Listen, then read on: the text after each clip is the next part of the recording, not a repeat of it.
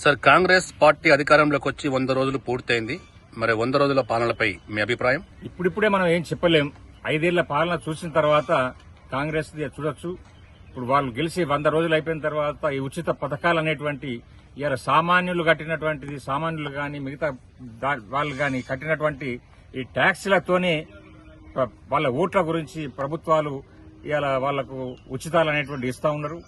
దానితోని మనకు మౌలికమైనటువంటి వసతులు డెవలప్మెంట్ అనేటువంటిది జరగది. ఇప్పుడిప్పుడే మనం దీని గురించి ఏం చెప్పలేము. ఈ పార్లమెంట్ ఎలక్షన్స్ దృష్ట్యా వాళ్ళు ఎన్నో ఉచితమైనటువంటి సామాన్యులకు వాళ్లకు ఓట్ల గురించి ఈ రకంగా చేస్తారేమో అని అనిపిస్తా ఉన్నది.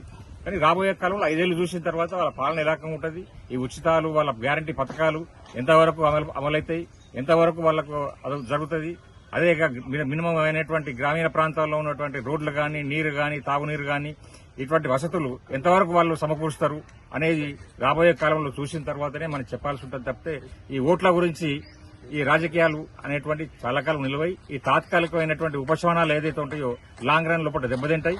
అటువంటి విషయాలు ఇవన్నీ నిలకడగా ఉండయి అని చెప్పేసి నా అభిప్రాయం. సార్, రాబోయే పార్లమెంట్ ఎలక్షన్ లో ముఖ్యమంత్రి రేవంత్ రెడ్డి గారు మాట్లాడుతూ 17 స్థానాల్లో 14 స్థానాలు కాంగ్రెస్ కైవసం చేసుకోబోతుంది అంటున్నారు. పార్లమెంట్ ఎలక్షన్ తర్వాత బీఆర్ఎస్ పార్టీ పూర్తి స్థాయిలో విలీనం కాబోతుందని చెప్పారు. దీన్ని ఏ విధంగా చూడొచ్చు? అన్నీ ఇప్పుడిప్పుడే మనం ఏం చెప్పలేం. ఎందుకంటే మన పరిస్థితులు గమనిస్తా ఉన్నాం.